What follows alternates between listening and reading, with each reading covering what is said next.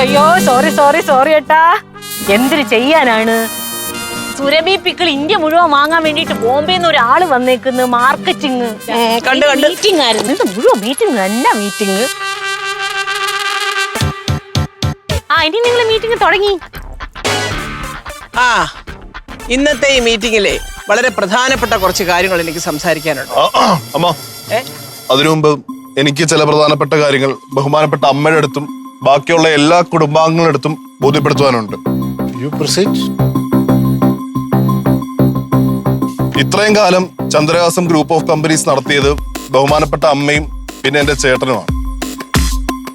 ഇനി മുന്നോട്ടുള്ള 5 വർഷങ്ങൾ ഈ കമ്പനി ഞാൻ നോക്കി നടത്തും. അതിനുശേഷമുള്ള 5 വർഷങ്ങൾ ചേട്ടൻ നോക്കി നടത്തിക്കോട്ടെ.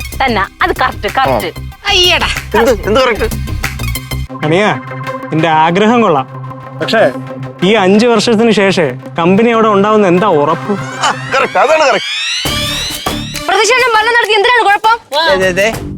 ഒരു കാര്യം ഞാൻ പറയട്ടെ, അവൻ അതിനുള്ള പ്രായവും പക്വതയൊന്നും ആയിട്ടില്ല. അതുകൊണ്ടാ.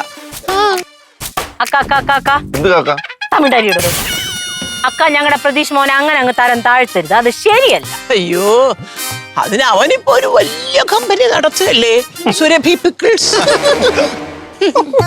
ആ പിക്കിള് കഴിക്കുന്നവർക്കൊക്കെ എക്കിള് വരുന്നെന്നാണ് കേൾക്കുന്നത്. അതെ, ഞാനും എന്റെ അമ്മയും നാട്ടിലെ കുറച്ച് വിധവകളായ സ്ത്രീകളോട് നടത്തുന്ന ഒരു സംഭാരമാണത്. സംഭാരമല്ല,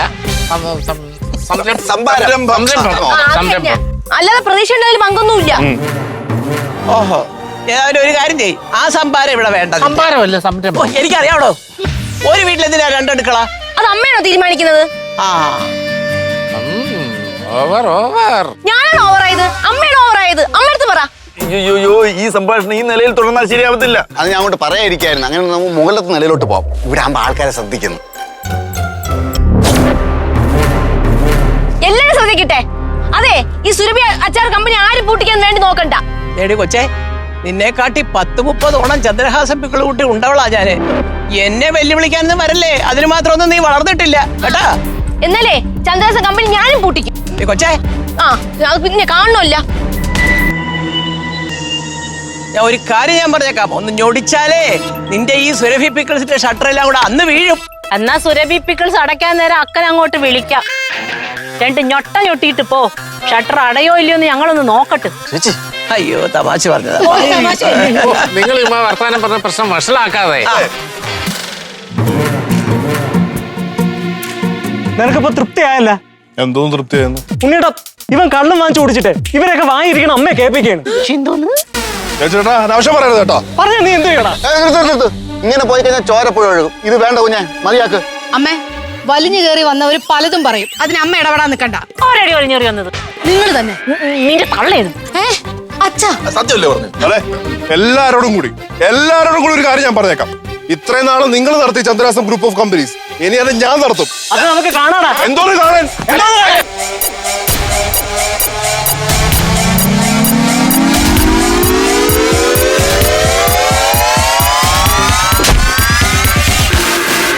തല്ലിയല്ലേ?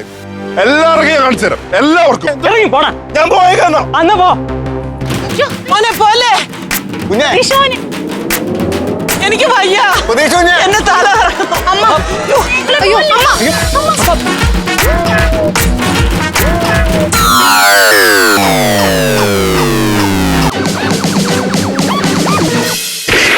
അയ്യോ,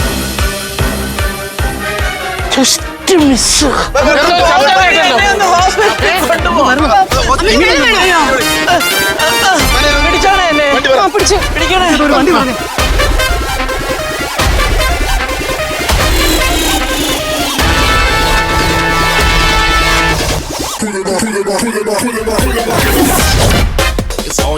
അത് ആര്?